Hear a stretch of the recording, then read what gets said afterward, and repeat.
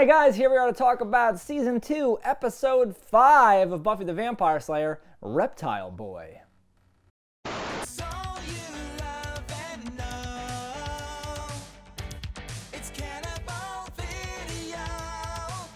So this episode's nice. I love this start. What do you mean? Well, just the overall thing of it. So it's a jump to the end. You have this beautiful, monster here that that is just Snake Man. A like Naga of sorts that gives you bestows upon you fortune and prosperity. Based Naga's on, up in here. Yeah. You giving him 3 sacrifices every year on the 10th month, the 10th day, and you get this prize. Now I just love this practical thing. This is again a situation where the CG was too expensive, so we went with this practical effect. They did have plans to try to get a CG thing in there because he was gonna kill the lead cultist. He was gonna pull him back down the hole, and this was gonna be a recurring bad guy. But because the CG was too expensive, Buffy cuts that bitch in half and he's gone. Let her go, Wormy.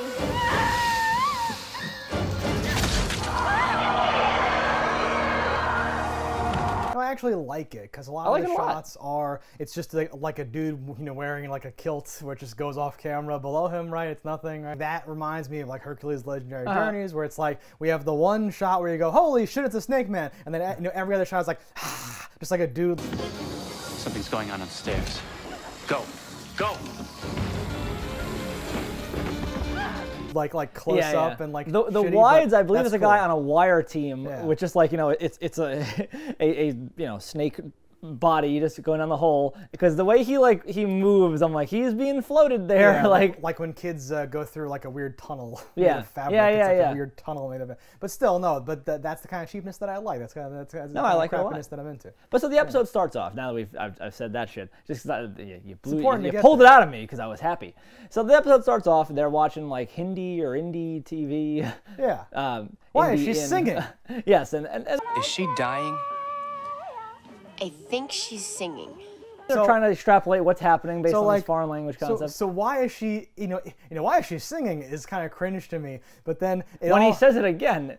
Well, no, it's still cringe. But what like brought it all back from me was like I thought he was her chiropractor, and then she's like, oh, because of the foot thing. No, that was personal. Then the wizard cut open the bag of salt. And now the dancing minions have nowhere to put their big maple fish thing.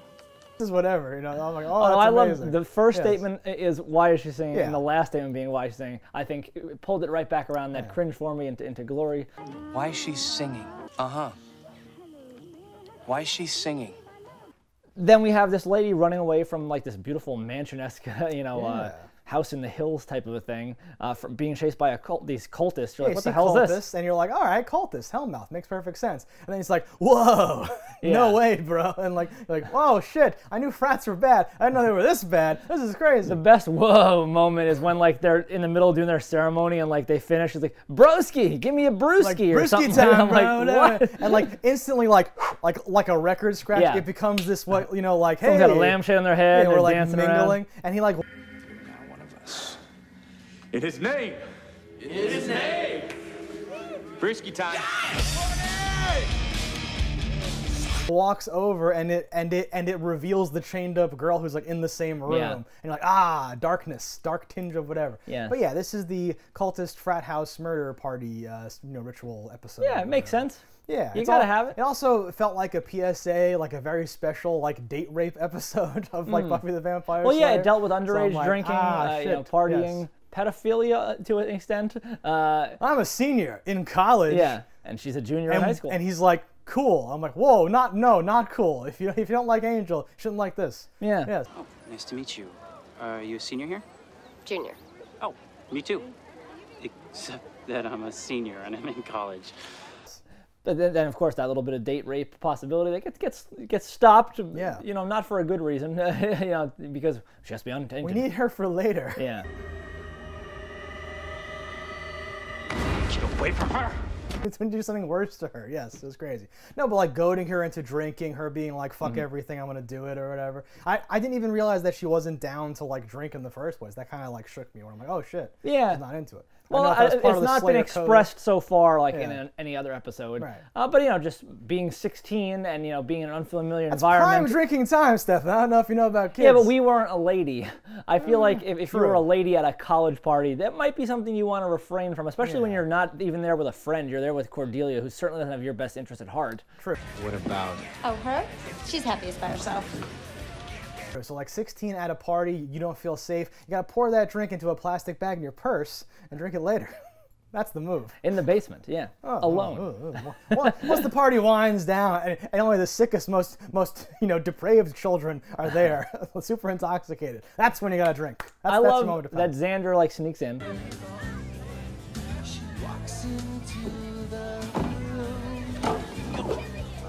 And like fits in beautifully, essentially. If he wasn't actually succeeding with the girls, he probably wouldn't have even gotten pulled out. Godzilla's attacking downtown Tokyo. Arr! Arr! Flawless infiltration. Yeah. That was like a Jim Carrey-esque. He like falls and pops back up. Oh, and like grabs like hors d'oeuvres and like a drink, and his drip, his like hair, everything, he fits in perfectly. He's tucked in his shirt. Yeah, he's, no, like, he looked exactly good. The guy. I was like, whoa. And yes, he's being successful with girls. It's The like, thing that it's is working lame for him. in high school worked Yes. for him so beautifully with college girls. Maybe the alcohol, some sort of a social lubricant, was helping likes a him. party. But he's making like Godzilla jokes with crabs. And they're like, oh, they're like Yeah. laughing at him. They're like into it. Oh, this is great. Finally, Xander's gonna, oh no, because they notice his whole thing goes south. Yeah. He gets noticed, and then he gets hazed as if he is a Yes. pledge, forced to wear, you know, drag and dance for their amusement. Xander, always dancing, and I always enjoy the dancing. I think it's always funny. Yeah. Just dancing. And his thing of like, you guys are into this? Because like, that's how I feel as an audience member, where I'm like, wait a minute, what's going on here?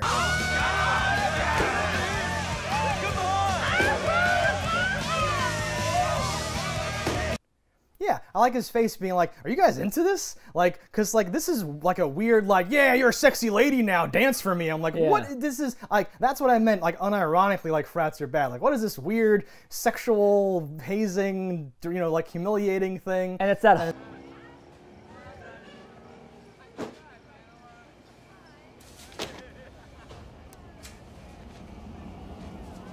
Hulk-esque guy who like was like barreling towards Buffy. Like, what was his intention if he got there? He was.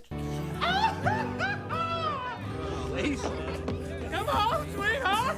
It was like we were in Spider-Man and the Rhino was coming for you. Yeah. He was like, okay, he's gonna burst through that window with he her. had to like stop himself on the wall to like not destroy the house and break it down. And he was just running, it's a girl, and ran at her. He was gonna like hit her over the head and drag her back to his cave. Caveman tactics. Yes, but like so overt and like hilarious. But yes, for sure. The hazing's you know, weird and like ridiculous. That's always weird. I know. Yeah. I always think it's weird. Because it's this weird thing where like it went past where it didn't seem like it was just humiliation based. Because when you're grooving on them dancing, I'm like, this is a thing for you. This is like some backdoor action. Like, oh, look at this. I got my fetish all cooked out. Well, like I don't think that they're unironically, you know, they might be attracted to like this thing, but they're like getting off on like the cruelty of it or something. Sure. Which I think is even well, that's worse. a big thing that I think is for sure true in all college friends. No, yeah. that's horrible. And sometimes it's this weird like abuse thing where it's like, they made me lick that stuff, so I'm making you do it, and I'm slapping your butt or something. I'm like, what is happening? Everybody, please. Yeah, no one wants to break that vicious cycle of torment. You have to pass it on to the next guy. Right, like, we can all just stop this right now. Everyone must be as miserable as I am. Yeah, I had to go through it. No, nobody went easy on me. We're gonna feature this snake guy. What do you want, free college? I had to pay my loans. Yes. Will you be ready if a vampire's behind you? Didn't see you three creeping about. So how'd they even end up at this college party? Is Cordelia is interested in this college guy, and he's not really interested in her at all. He just needs a human sacrifice, and they spy Buffy out of the corner of their eye. Like, oh, who's your friend there? Oh, we're not friends. We're more like sisters. Her? Oh, she's not my friend. She's amazing. She's more like a sister, really. We're that close. It's like, oh, it's too bad. I'm kind of into her. She's like, oh, and now she needs Buffy to like get into the party. I think that's funny that they resorted to that. I like this angle here where like Cordelia, like when she's like, oh, here's how you fake laugh for her friend who has no lines, like the extra who's sort of her like friend now. And Dr. Debbie says when a man is speaking, you make serious eye contact and you really, really listen. Like who looked like someone famous though? Yes. Did you look that up? No. No, I didn't look it up, but she reminded me of what's Laura Dern or like maybe her daughter or something. I don't know. Some famous person's working in the show. Who's to say? She literally has no lines. Though. No, she like opens her mouth, wants to talk, I think, and they just go, no, you don't get to talk. You're an extra. Stop talking. And you laugh at everything he says. No, but the whole thing of like, Buffy, here's the rules. I need you to be on like your best behavior. Just don't be you, be nothing, because I need to get in here. Do you know how rich these people are? This is my future prosperity we're talking about here. Well, I like the foreshadowing saying exactly how rich they are in different industries. And I'm talking about Richard Anderson, okay? As in Anderson Farms, Anderson Aeronautics, and Anderson Cosmetics. I also love the sit down where like one of her biggest things is don't wear black, don't wear satin, don't wear blah blah blah, because that's my thing. Don't wear black, silk, chiffon, or spandex. These are my trademarks. And don't do that weird thing with your hair. What weird thing with Don't interrupt. Party, Buffy is wearing that, and Cordelia is not. Oh, okay. Cordelia is wearing blue. I did not store any of that information. I just thought it's filler dialogue, whatever. Yeah. It was funny to me because I was like, okay, that's like the little black dresses we always hear girls talk about. Oh, God, my little black dress. I think little black dress is always good. But it's so funny to me that Cordelia didn't wear that. She didn't, take her own advice or tactic. I love the I was too busy like listening to him that I couldn't hear what he was saying. I was too busy really listening to hear any of it. So he explained it to me, whatever. Richard explained it all to me, but I was so busy really listening that I didn't hear much. That's also like a darkness thing, like the triangulation, where the guy who's into Buffy, literally, I don't know if it's on purpose or if he's just riding the currents or whatever, but the meathead's like, ugh, and then he's like, sorry about my friend. Anyway, I'm studying history, and I'm the intelligent guy. Oh, let me save you again. Do you want to dance? Oh, it's okay. Rest yourself. Right? He's like swooping in this really manipulative and shitty way. Well, the one that's handcuffed in the basement even says like, he's the worst one, the nice one. Don't trust the nice one. Right. He's the one to watch out for. He has one good line in this though, where it was like, she's like, I don't even remember what happened last week. He goes, nothing happened last week. Trust me, I was there. I was there. Don't worry. History stumps me. I have a hard enough time remembering what happened last week. No, nothing happened last week. Don't worry, I was there. Yeah. I like that. I'm like, that's suave. No, I was like, suave pedo. No, he is charming. He is put together. He seems calm and reasonable. There's no like warning signs. But that's why it's so horrible, because he is not only just like a part of it, but he's like the ringleader. He's like the guy who's like, not yet, later. We have to do it like this. Oh, he's all like scarified with his diamonds or whatever. Yeah, he's been through so many rituals or something now that he's just like. They were given that same treatment to some other dude. They swearing him in, and that's the dude from Burn Notice, from like the later seasons. They like Michael burns that guy just to get him into their fold. Okay. Promise to keep our secret from this day until my death. For things like Kobe or something like that, I forget. Kobe. Yeah. Buffy, did you lose weight? And your hair? All right, I respect you too much to be dishonest. The other thing is we get an Angel update here. Yes. We're finally, I think last episode we skipped, or am I making that up? Certain episodes yeah, I think he wasn't in the last episode. Where he's either not there, or he's almost may as well not be there or whatever, but now we get an actual, so like on the one end we get the actual confrontation where Buffy's like, if you kiss me I want to die and all this stuff. Like, oh, it's so dramatic. Oh. When you kiss me I want to die.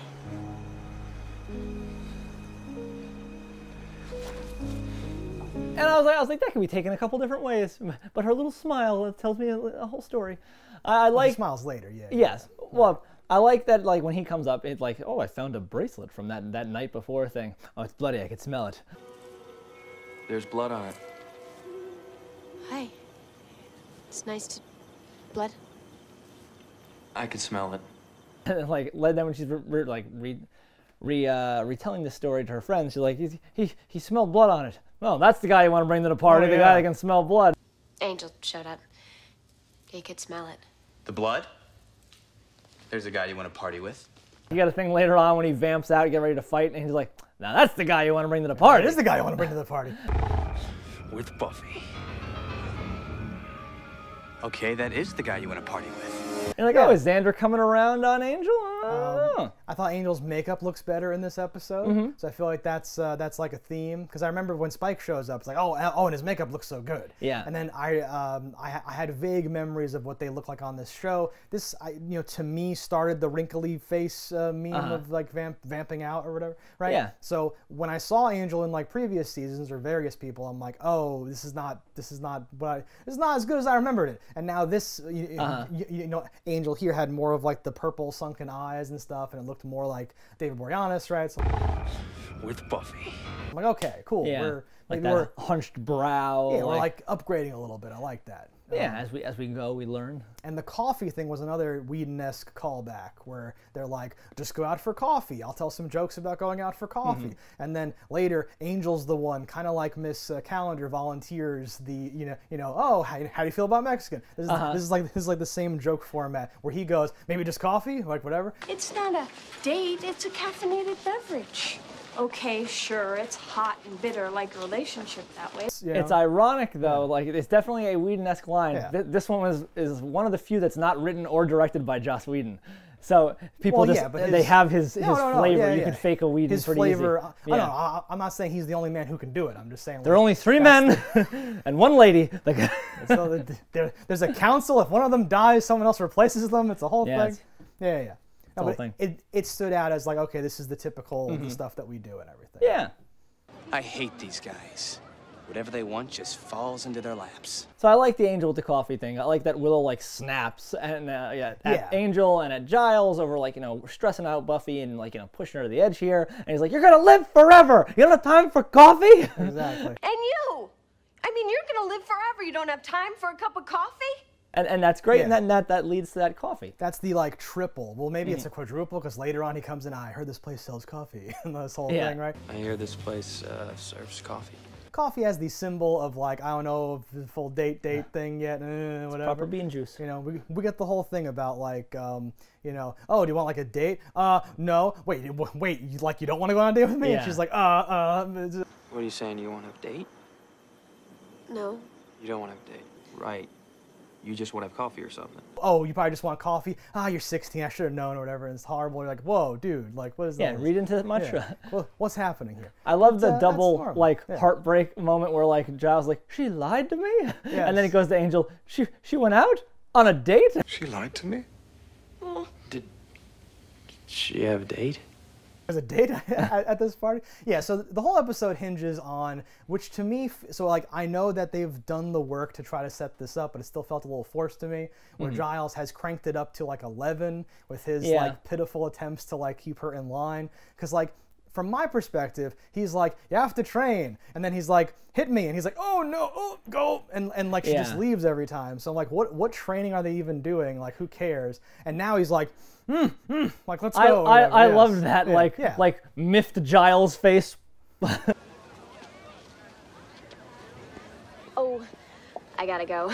Or he's like, okay, I'm gonna go with the flow or whatever, right? Because we can't just keep filming a scene every episode where she kicks his ass in 5 seconds. That's weird. We have to do something. Well, maybe that'll be a theme, but still, it's kind of. Well, you'd be like, you have to either get better at this or get her another training partner. Exactly. Like one of the two things. She should train with. Or Angel. like if you're training somebody that is better than you, you should train them for situations that they have some sort of disadvantage. Like tie her hand to her belt. Okay, now try it. Oh, can she still beat you? Tie both her hands. Oh, she still beat you. All right, hop on one leg, Buff. Oh, God. All right, Giles, you get a new partner. She's unstoppable. No, but you could have her do things that are not necessarily sparring. You could have her wax on and wax off or something, or study stuff.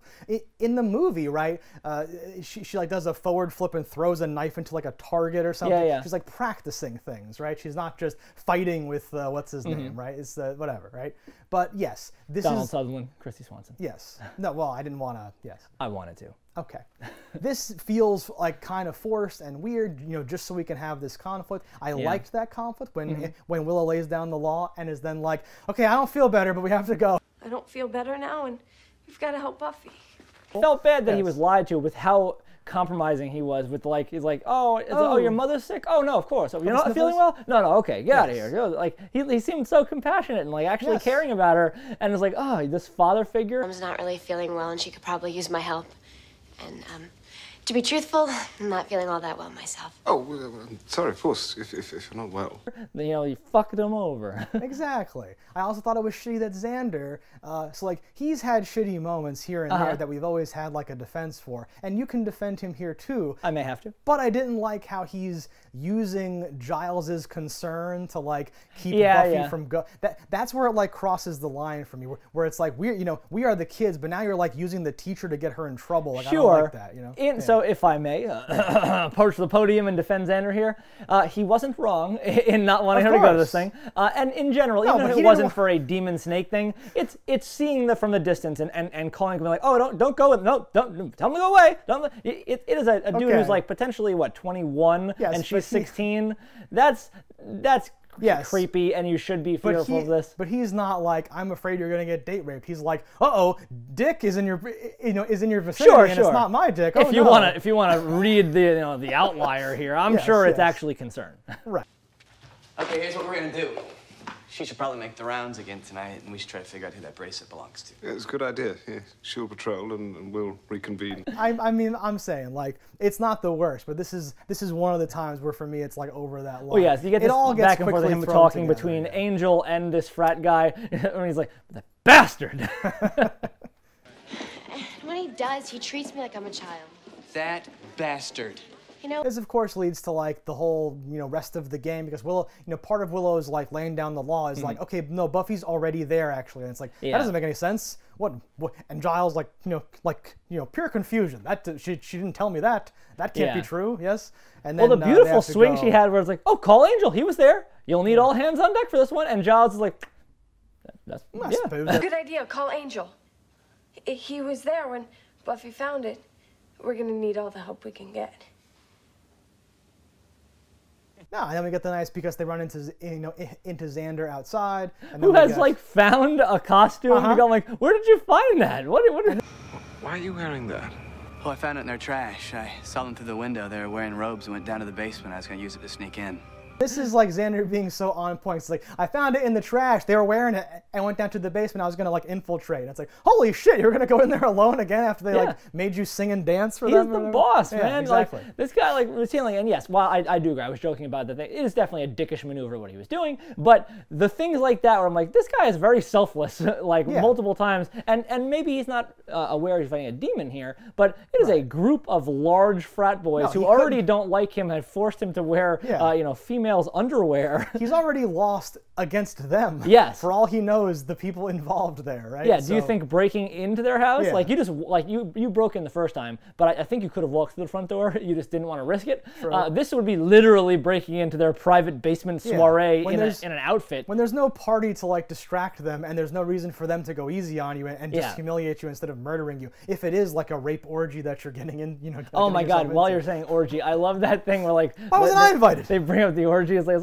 like, what is the exact line? Something like, oh, you're going, well, possibility of an orgy if it's not too late or something like that. You want to protect her? And prove that you're just as good as those rich, snotty guys? Maybe catch an orgy? If it's on early. And then, well, no, he says something after that like, wait, since when is this an orgy, and why am I not, on the list? Probably an orgy. Whoa, rewind. Since when do they have orgies, and why aren't I on the mailing list? There's no orgies. I heard a lot of wild things go on at frat parties. Before they're introduced to the idea of this frat party, they're like, oh, I want to watch more Indian TV? I'll bring the beetle nuts. And I'm like, what the hell are beetle nuts? Wait, what? Okay, so tonight, Channel 59, Indian TV, sex, lies, incomprehensible storylines. I'll bring the beetle nuts. Come on. Was that a reference to an Indian thing? I don't know. I don't know what that is at all. I have to look it up and post a picture right here. Or it's nothing. Okay. I love that big frat boy guy calls him Jerkwater. Hey, Jerkwater. Yeah. Party's over, jerkwater. I love whenever you slap two things together, especially when one of them's like, that's just a normal thing. Like, it's not even like, it's not like shit ass. It's like something. Like when someone says like, hey, ass hat, like you're taking an insult and a normal thing. Like if I called you a douche potato, works the same way. Potato was the random word that I was going to use. And yeah, I know you. I'm like, what works with potato?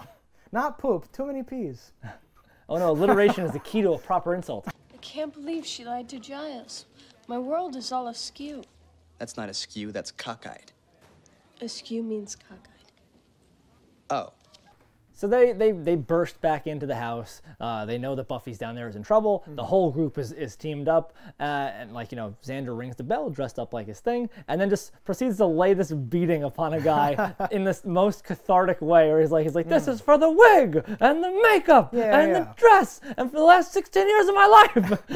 No, it's like cathartic. It's like cartoonish because like this is definitely it's a good like TV fight because like there's not much happening. No. But Xander like he's like on the guy's back and he like wanders through the frame. Angel's like throwing people and then Xander like goes back through the frame. Like it's funny, it works. I'm like, okay, this is good. I had an issue with the episode here where I was and maybe it skirts some line. I didn't think Angel should even be able to go in there.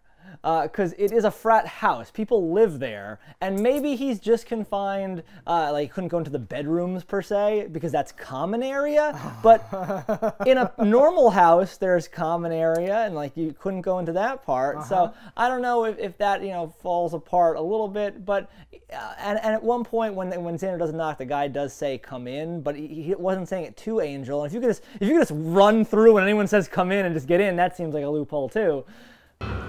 You know what? Where are they? Oh! But, you know, whatever. Then we flash to the basement. Well, no, that could have been an opportunity for a lot of drama and like interesting stuff where Angel like can't help until somehow we get something to happen where he invites him in or whatever. I don't know how big of a deal that is on this show. I don't know if this is going to come up again later. Well, I don't even know why a guy was on the main floor in the first place. Like, he was shouldn't guarding. All the frat people be there? I don't know. He was standing guard, doing a great job. Yeah. What does Anders say? Oh, I got locked out, taking out the trash. Yeah. Right? Some dumb. Why were you in the robe? I don't know. Sorry. Why was there a robe in the trash? Honestly, you get new robes sometimes. Sometimes. There might be a hole in it. It's possible. You can't look bad during the once a year. You can't dry clean your murder robes. You throw them away. It makes sense. Makes sense. You can't if you take that. You know, to the dry cleaner, it exposes your whole operation. Especially when you take 15 of them. Right? And they're like, what are you guys doing? Actually, you could just be like, frat stuff, they'd be like, say no more. Probably. They'd be like, literally, don't say anything Please else. don't. I don't want to know what these stains are. I don't want to get implicated in whatever crimes you're committing, yes. When they're in the basement, so the three girls are chained to the ceiling. Yeah. They're not chained very tightly this way, just up and down. Right. So they could touch their hands together. And if you look at Buffy's handcuffs, they are literally being held with wing nuts. So she could just be like, all right. So that's not a mistake so much as just like you are like, wait a minute, I can see the strings. The Peter Pan's not flying. Kind of. Yeah, where you should just be like, yes. Yeah. I thought it was weird that because like you know it like cuts to like way up high wherever they're like bolted into the rock and she's pulling or whatever, and I was like, I feel like she should be able to handle this much, you know, like tink tink and just like take care of it. Right? He almost expect her to rip the chain out and then use the chain swinging so fast that she can cut the snake in half. Right? Something. This has chains. She's a very powerful killing lady. Frat boys with giant chains. Wouldn't mind it. I got carried away there, so we're wrapping the chains around us. Just fighting. I always like that. That'd be great. That'd be great. Oh man. But no, she has like a brief one-on-one with the main you know cult guy, right? Yeah, the green cultist. And then just kind of tail capitates you know the big snake monster, right? Yeah, and almost all that happens completely off screen because it's not really there to show. And then when you see the dead body, it's just like a little tiny bit of the tail. Yeah. I think it's funny that Cordelia's like, you guys are going to jail forever. And you're going to jail for 15,000 years. And I'm watching it like, how the hell would that happen? Because there's a snake monster here. Like, are you gonna ghost that away? Like, what's your thing? Because it didn't disappear. You saw it on the ground. The tail still there. I was gonna say, it's like we don't see the head. You know, they might have thrown that back, but the tail and like a big puddle of green blood is there, right? It's definitely paranormal. Like, how do you even go? Like, what do? You take them to jail? Like, I don't know how that would work. But then they're at the Bronze, and he's like, all of them got implicated, life sentences, and you're like, what? Or consecutive? Yeah. Consecutive life sentences. Yeah. The worst one. Yeah. It says here that they've all been sentenced to consecutive life sentences. Found 50 years of bodies, and I'm like, Okay. Well, no, because there's one girl there who who was missing, who's like, they kidnapped me. Yeah. And just like, be kind of loose with the details. And then when they search, they find all these bones of other missing girls, and it's like, case open and shut. Which would work if they cleaned up the crime scene and took that body. But we all know our team here just claps their hands and walks away, leaving demons everywhere. No, but luckily, because the cops and the principal are like running some sort of weird shadow city council that covers the paranormal up or something. Okay. I'm counting on that. I can't wait for that to come back. I'll allow that to be the only entered explanation, because obviously there's people like exsanguinated corpses and people torn in half. Yeah. They must be like, oh, put them in the wood chipper, it's done. Yeah. Wild dogs. Never found them. I love Cordelia's like the epiphany, I guess. She was like, I hate you guys. Weird stuff happens when you're around. Yeah. You guys, I just hate you guys. The weirdest things always happen when you're around. Because she starts, I think that's like, so good. it's like a misdirect or like a whatever. She's like, oh, you guys, I hate you guys. Just something like, oh man, it's amazing. She hugs Angel for saving them, but not Buffy, who did the saving. Yeah, thank you so much. You did it. You saved us. I've never been so happy to see anyone in my whole... But you saved me, and goes to Angel, because she's so hot for Angel. It's great. Well, who isn't? I understand it, but it's wonderful. Yeah, you had a poster. Thank you. Oh, is there alcohol in this? Just a smidge. Come on, Buffy, it's just a smidge. Finally, when Xander's reading that paper, he says, like, all of the alumni and all the people that were ever associated with this frat, they're like committing suicide in the boardroom and their stocks are going down. I'm like, oh, this is weird. It's interesting. Well, because all the magic that got them where they're going is I guess, has gone. been pulled out. So I imagine, like, whenever anyone finally gets arrested or something bad happens, that's like, oh, someone killed their frat demon, and now, like, the magic that kept them prosperous in, like, the corporate world has, like, been destroyed. Makes sense. It's really the only answer, because how else is all this stuff happening? I like Cordelia's arc where it starts off like, and not even just in this episode, earlier on in the season where she's like, older guy, actually first season, older guys, it's all about older guys, fuck these younger guys. Yeah. And then it ends, she's like, young guys are where it's at. She's with the nerdiest guy possible, Jonathan. There's really no comparison between college men and high school boys. Young men are the only way to go. My muffin and my coffee with extra foam or whatever bullshit. She's like, didn't we forget something? And he's like, no. And he starts reading it off. Oh, extra foam. Well, because she learns that college guys aren't all it's cracked out to be. Yeah. And maybe the fact that Xander will only be in college when he's delivering pizza could be a good thing. Just know your pizza delivery career will take you so many exciting places. Exactly, right? Maybe this is the chance for Xander. They're obviously sexual tension out the wazoo. It's very funny, especially if you remember the tiny detail of him saying like, oh no, it turns me on when women make fun of me. And she's making fun of him constantly. I didn't know, I did not catch that. That's great. I was joking because I'm just assuming the show doesn't have this in the cards for them. But no, but it's funny, like really any woman on the show, Xander wants. True. At one point or another. But he makes fun of Cordelia, indicating that he wants her the most of all. I don't know what it means. Great, I'll drive. Oh, Buffy, it's like we're sisters with really different hair. I love, Cordelia's driving is things of legend. So from like the first time we see her drive where she goes blind and has a fucking whole excursion, to her saving the day and driving them through the school, to this where she drives to the party and she like speeds up, crashes into the car in front of her and then says, why do they park so darn close to you? Oh, I hate when they park so close. What do you mean? You just rammed the guy. And then you see her license plate, it says Queen C. Yeah, I would say Sea Queen. Sea Queen. No, it's, no, I did not put that together either, but that's amazing where every time she gets behind the wheel. I love this idea now that like, oh no, my eyes just looked different. I could see. I'm just horrible at driving. I'm just the worst driver. Like, just whatever. Just because the paranormal is more normal and less para of late is no excuse for tardiness or letting your guard down. So one more thing I thought was strange, and it's a little petty, I guess, of me. Oh, no. But not you. This group is super rich, these frat boys. So I thought it was strange that, like, they didn't have the window repaired, that they bored the window up. That seems like the opposite of what a rich frat guy would do. And like scuffed and weird. Yeah, you'd think they would call a guy like, yeah, fix my window, jerk, and just like throw $30 at him and just like walk away. So that was a little strange. Because they are rich. The one guy They're so rich. The one guy walks in like, my Argentinian junk bonds just matured at double digits, whatever he says, and you're like, oh my God, what is he doing? That's like a super mansion. That is not a frat. Like that's like Pablo Escobar lives there on the weekends. It also has the basement with the well that goes to like the center of the earth or whatever.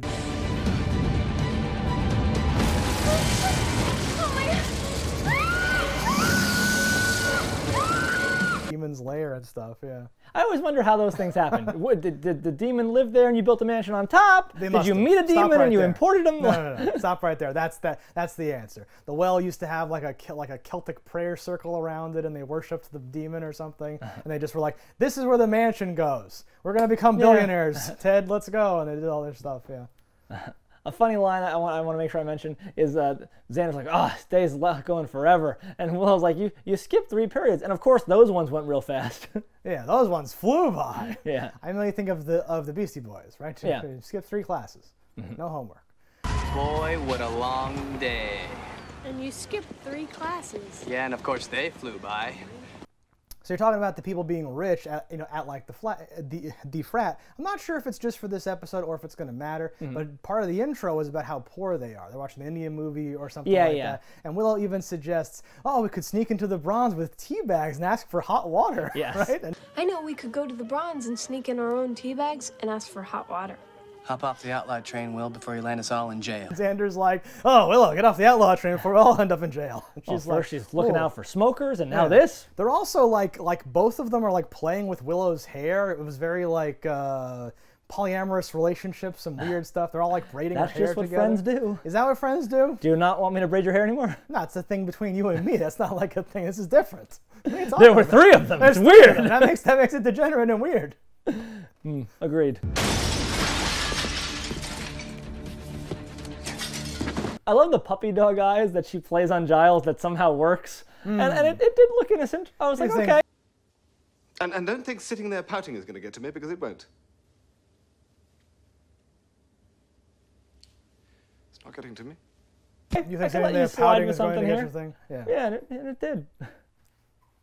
One more line is at like the very end. He's like with that newspaper. Someone says Angel. He goes, Angel, aren't we done talking about that freak? Hey, what's up, man? Yeah, exactly. And I mean, how many guys can... Angel. Does every conversation we have to come around to that freak? Hey, man, how you doing? And no, Nicholas Brennan pulls those off really well. I think it really fits this character. Yes. It really works. Yeah. But it's definitely a combination of the writing, because he's in a lot of things I've seen, and he is not this good in most of those things. Except for coherence. That one's great. Is he being Xander though? Is he acting not like Xander? Like well, loosely he like I think maybe people are like I need Xander, like, but no, usually he's like military guy or this and that. Oh dear. He was in a show. What was that, like The Kitchen or some bullshit? That he had more of that quality. Well, he's funny. Willow's also funny. She gets an opportunity here. She's done like a string of these where she's like, oh, 200 years of dating. Why do they call it a mace? All these little things where she like gets like I'm into this type of thing. And here it was with Angel where she's like staring at him and it's like, how do you shave? You don't have a reflection. Yeah. It's like he's so smooth. And reflection thing that you don't have. Angel, how do you shave? Then I'm like, speaking of like being invited in, because in certain vampire things, your hair doesn't grow anymore. Sure. And others, or like, and like you can't even change it. It just like goes back to the way it is or something like that. So I'm like, I wonder, does Angel? Because I think I've seen, screen grabs where it's like Angel from back in the day has like luxurious long like romance novel hair or something, right? Yeah, his hair grows. Goes Angel. Yeah. So how does he shave? Just by feel? Well, yeah. That's how I shave. That's how I shave. But real people don't shave like that, so it's not possible. I saw a thing like not too long ago about the mirror thing and how like it used to make sense, but doesn't make sense anymore. Like mirrors used to be backed with silver, and it was like, oh, that was a pure element. It wouldn't reflect you because you're evil. You're not pure. But now that they're glass and black bullshit, it should just work. Okay. So I've not seen anyone debunk that in movie form yet, where like they're like, no, idiot, that was a thing back in the day, and like. like a vampire hunter having an old mirror and he's using that as a thing would be kind of interesting. That is cool. No, I haven't seen that distinction made either. The best I've seen, which I've mentioned before, I think during these, is like vampires claim like, oh no, that's like a misinformation campaign that we put out there. No, it's great. It's very smart to throw out like anti-information for what hurts you and reveals you. Yes, and like because like has to be paranormal, right? Because that doesn't make any sense. Because like I mean like ghosts and spirit. Yes, but like people do like that. It's a virus. It's like a hemophage virus, right? But that doesn't make sense because you're invisible, but like your clothes, like just gonna be like glasses, like floating in midair. Like what is going on? Well, that's how it was in Van Helsing. The clothes were shown, but not the people. Right, and that's how it should be. I'm like, whoa, okay. Don't we make a lovely couple?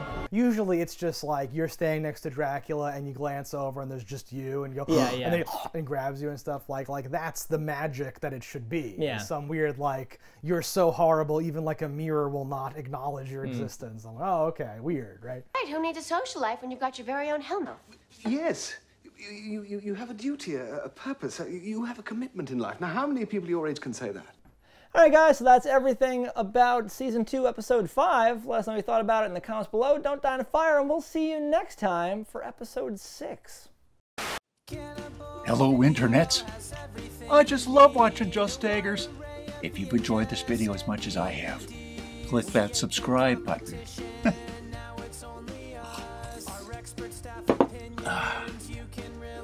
Peace out, homies.